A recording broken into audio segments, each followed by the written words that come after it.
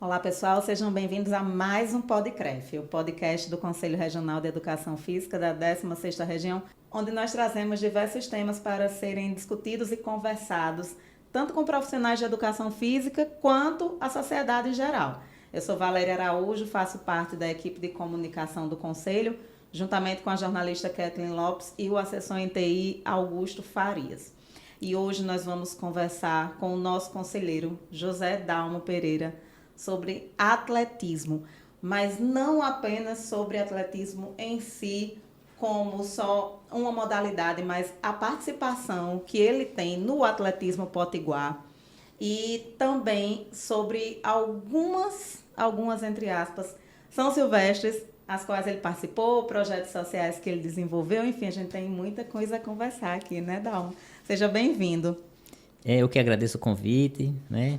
E temos sim muita coisa boa aqui pra gente conversar, né? Sobre o atletismo, sobre o esporte de forma geral, né? Que é muito importante para a vida de nossos jovens e toda a sociedade. Exatamente. E aí, quando é que começa a sua história no atletismo? O atletismo se iniciou na minha vida no ano de 1987.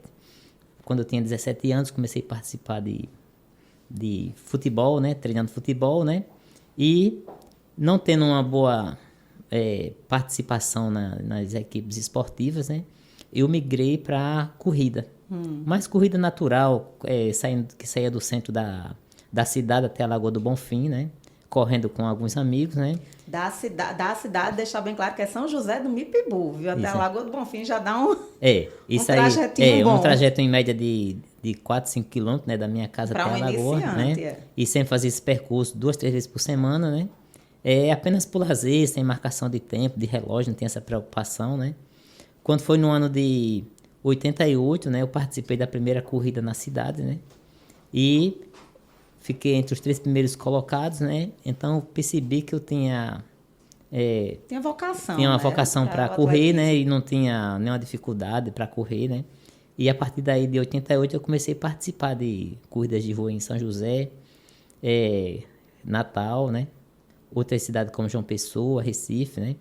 E quem me colocou de incentivo mesmo nas corridas de rua foi um atleta que na época era militar, que é conhecido popularmente na cidade por Luiz Tocinho, né? Lá de São José Lá de São José do também. Pibu, né? E ele disse, vamos correr, tem as coisas que você pode ir comigo e tal. Ele Ele já tinha uma técnica, já tem uma né? técnica, né, que ele adquiria através das atividades que ele exercia no No quartel, exército. no Sim. exército, na polícia militar, né? No quartel, isso. E eu vim participar com ele em eventos em Natal e aí comecei a participar, né? E a partir daí, né, participar de seletivas para São Silvestre com aquele desejo de participar, né? E a seletiva só, o estado dava passagem só apenas do primeiro homem e a primeira mulher que vencesse a prova. Sim, vamos deixar bem claro como é que funciona, porque ele estava falando aqui antes da gente gravar. Como é que funciona para ir a São Silvestre? Porque eu, como leiga, achava que era só se inscrever, chegou lá na hora, você entra. Mas eu comecei a pensar, tem vários pelotões. Como Isso. é que é para você chegar e participar de um pelotão desse? Como é que é para você ir representando o Estado? Como é que funciona essa dinâmica? Hoje, para representar o estado, representar a federação, né, o atleta primeiro ele tem que ter o índice técnico, né, que ele tem que estar entre os atletas de ponta, né, que se fala assim, né, e ter um índice de 30 minutos nos 10 quilômetros, 45, 46 nos 15, né, e ele já consegue, né, ter um bom índice de participar da São Silvestre e outras provas, já está no topo do atletismo, né. E anteriormente, para participar da São Silvestre, principalmente quem é dessa região aqui do Nordeste, tinha dificuldade até mesmo para fazer as inscrições, né? Porque não tem essas ferramentas digitais que nós temos hoje para fazer uma inscrição online. A inscrição era presencial. Era presencial, teria que ter alguém em São Paulo que pudesse fazer, né? Isso dificultava a vida de muita gente para fazer e a minha também dificultou naquela época que meus parentes que moram em São Paulo era quem ia até a Avenida Paulista na Gazeta, né, para fazer inscrição.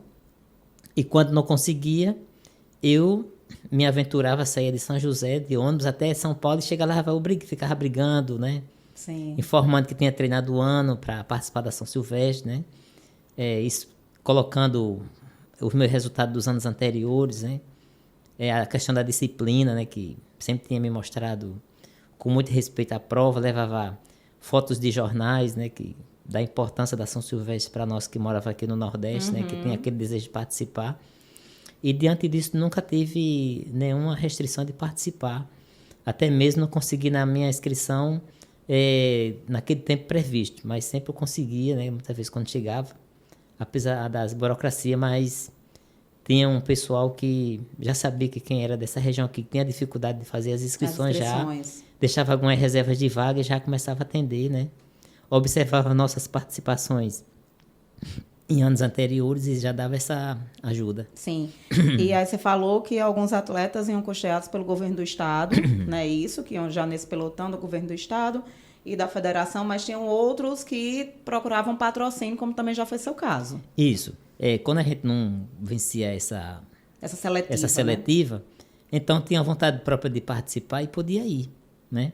Só que através de patrocínio, dos custos próprios, né? E algumas vezes eu fui através do patrocínio da Prefeitura de São José do Pibu, né? Comércio local, amigos, professores que ajudavam, né? Faziam vaquinha aí. A cidade se mobilizava para lhe ajudar. Se mobilizava. Entendia a importância até da sua participação. Entendia, e no dia da São Silvestre, a cidade parava naquele momento da São Silvestre apenas para ver um flash da minha participação na corrida, né? Ficava esperando. Tem a emoção da família, de esposa, né?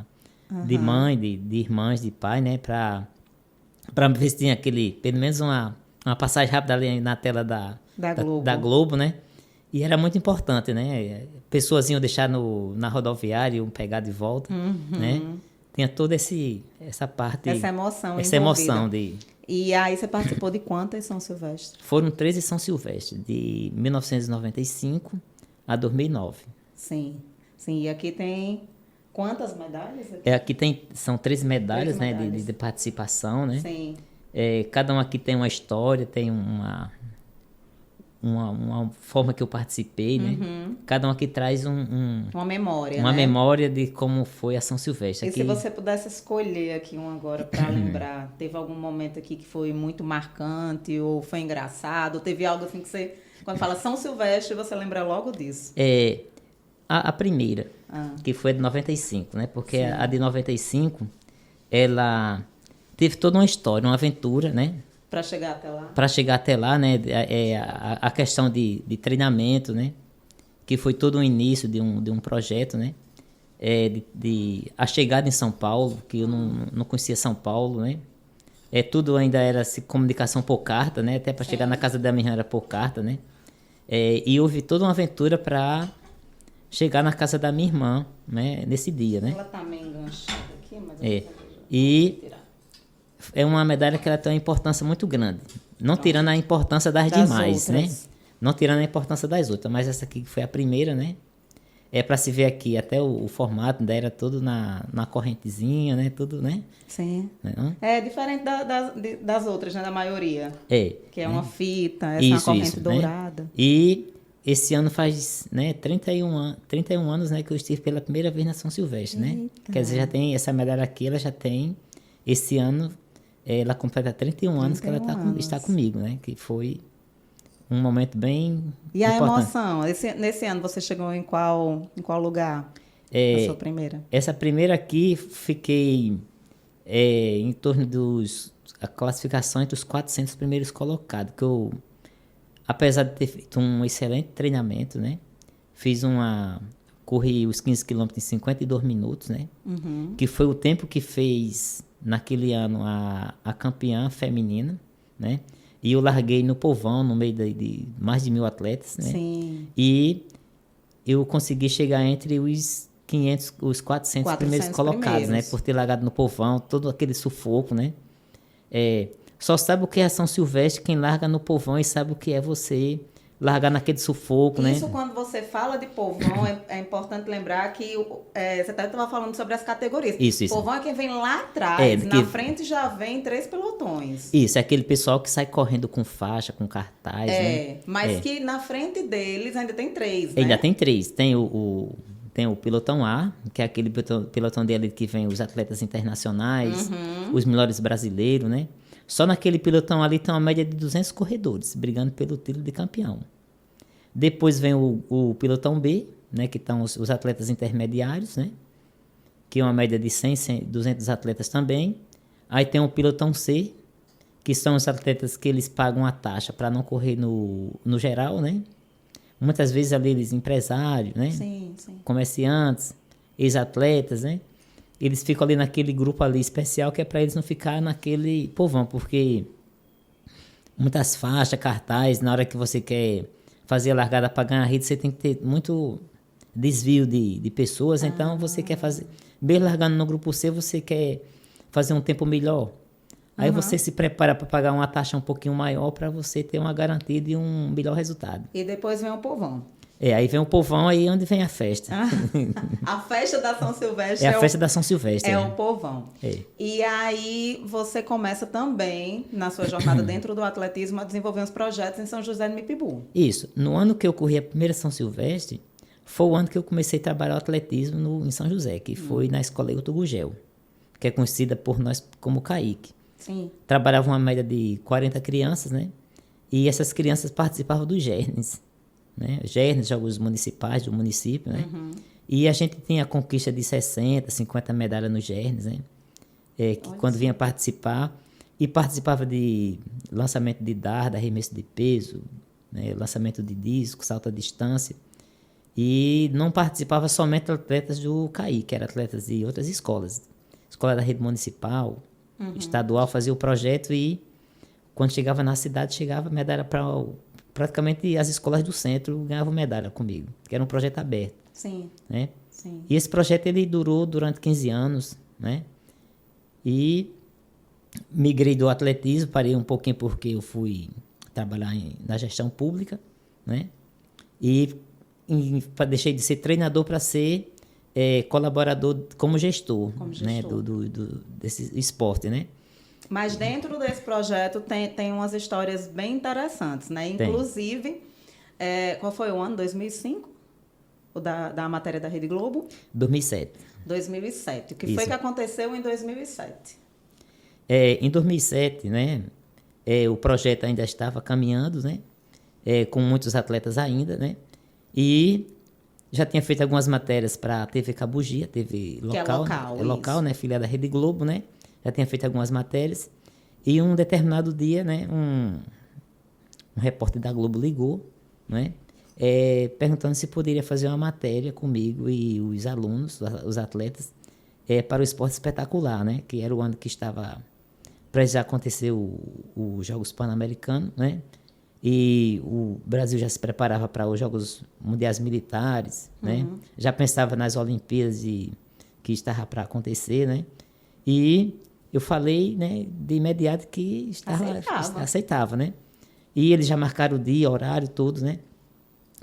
Mas naquele dia você já sabia quem é que vinha para Natal ou não? Não sabia, né? Você sabia que a emissora vinha fazer uma matéria com você? Eu sabia que eles iriam passar 2 dias, né?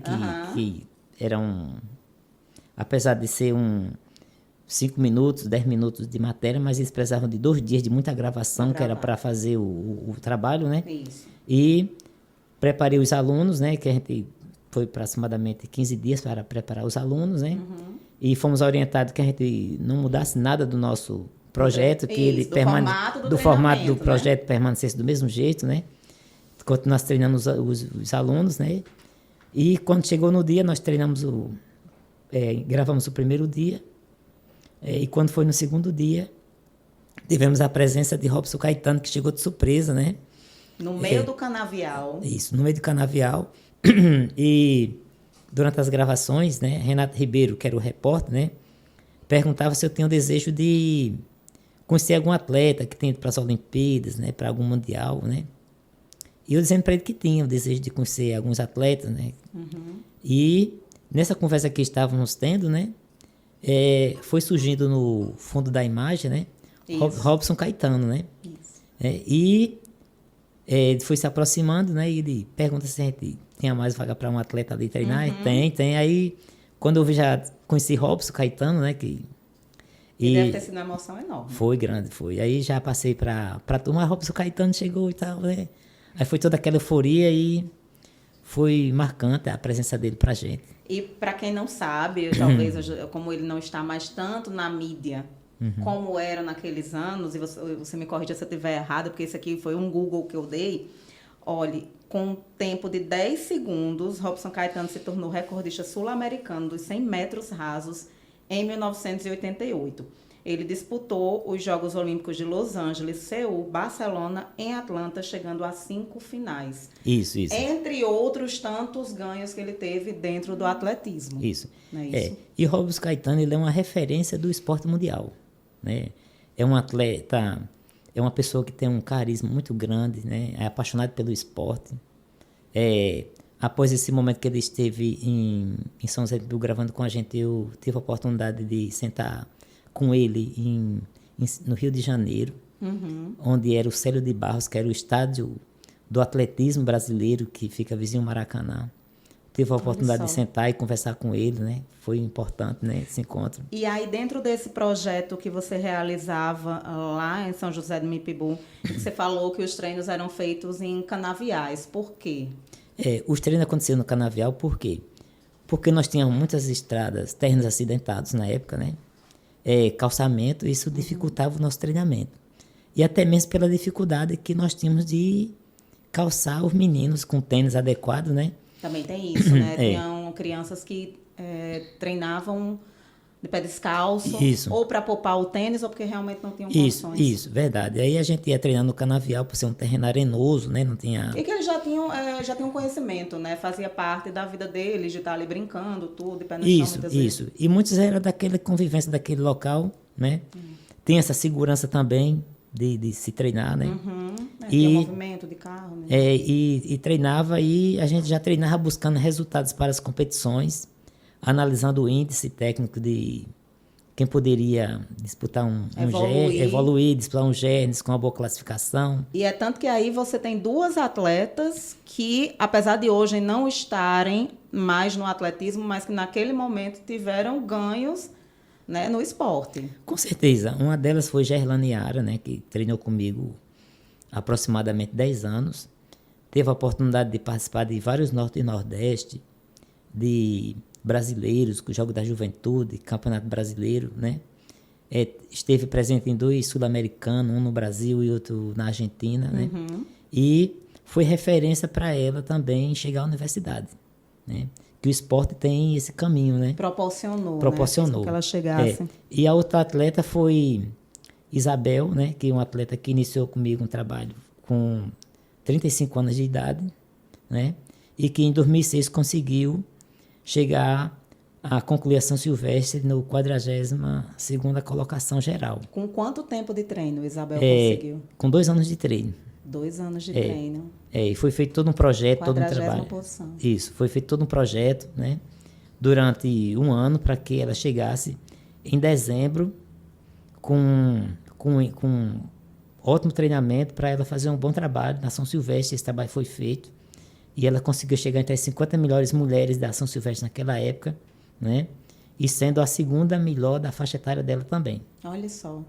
E aí, essas meninas não continuaram, a gente estava até conversando sobre isso, né? Tem as questões de patrocínio, as questões econômicas, que muitas vezes dificultam com que as pessoas permaneçam, né, no esporte. E quando você olha para o seu projeto antes e olha para as suas atividades que você desenvolve hoje, outros projetos lá em São José do Mipibu, antes era mais fácil, hoje é mais fácil, as dificuldades continuam as mesmas?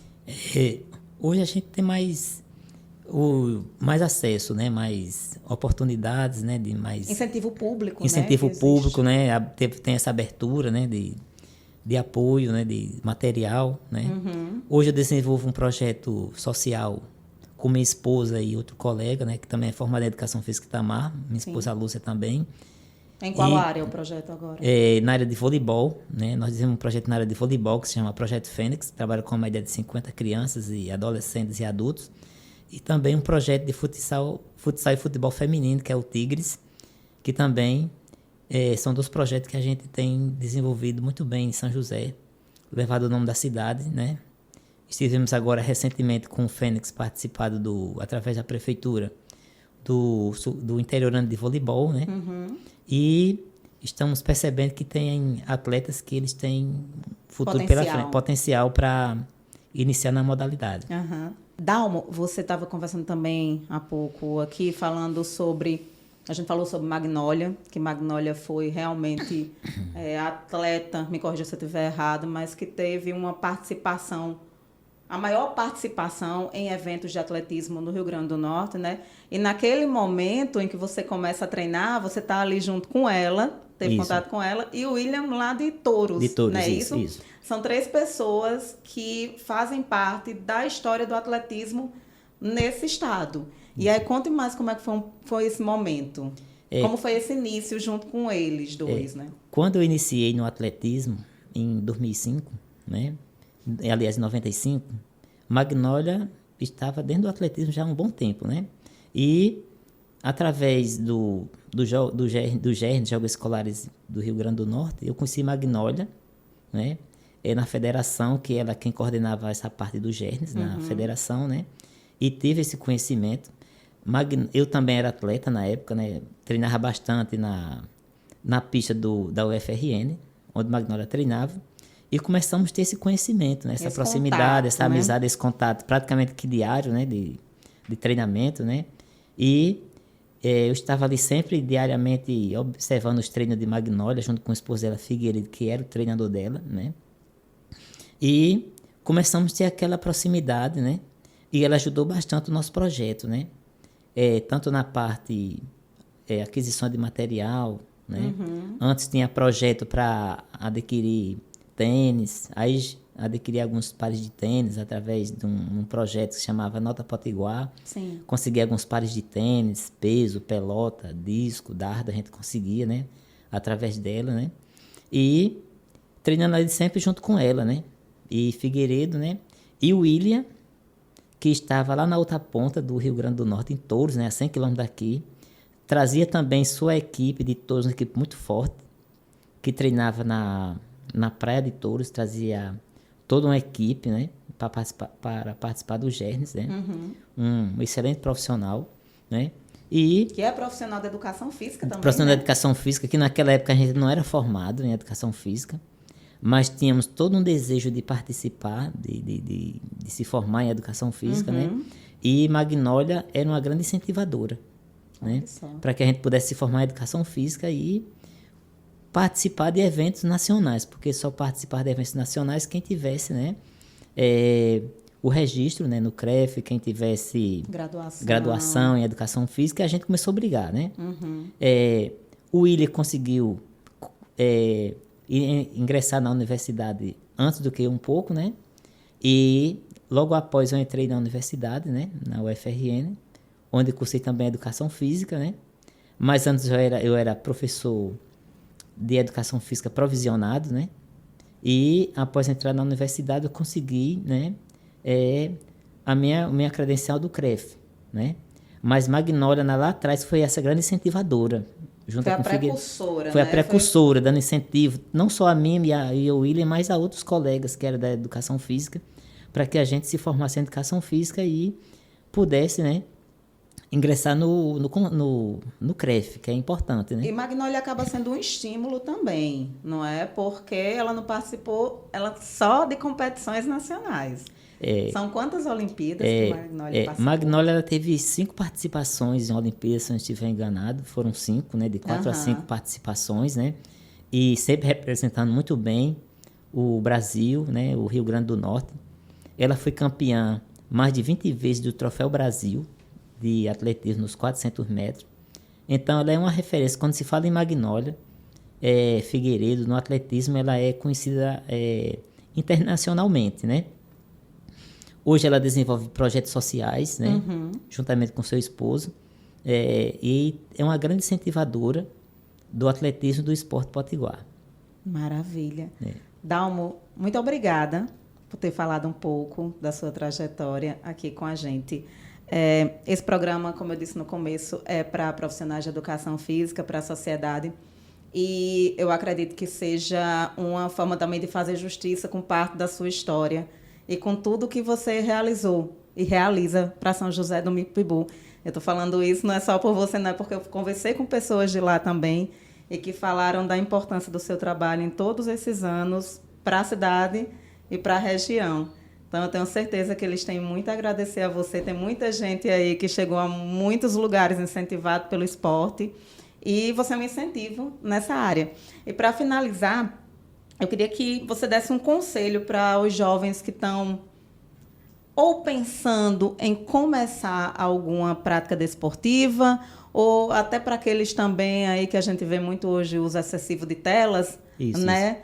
Para esses jovens, o que é que você fala sobre o esporte? Qual é a importância do esporte na vida das pessoas? O esporte, né, a prática do esporte, né, traz uma melhor qualidade de vida para o ser humano, né? Que o ser humano, para ele ter uma boa qualidade de vida, ele tem que ter atividade física regular e uma boa alimentação, né? E a atividade física, ela é essencial na vida das pessoas, né?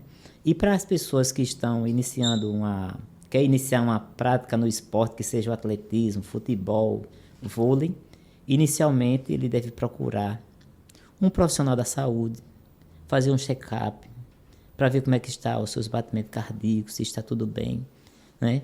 E procurar um profissional da educação física, credenciado no conselho, né? Que tenha toda uma referência, né?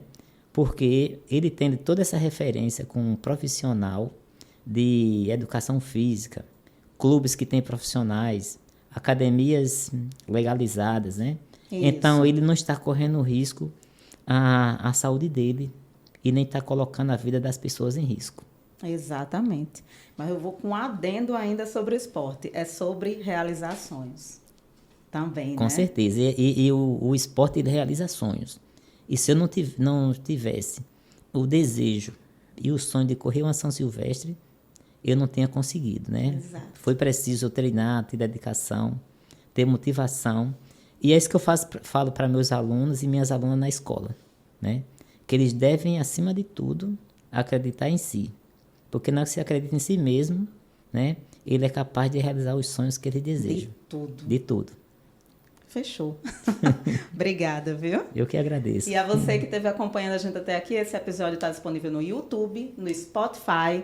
Você que é profissional de educação física ou quer saber mais sobre o trabalho do Conselho, segue a gente lá no Instagram, @CREF16RN oficial. Até o próximo episódio.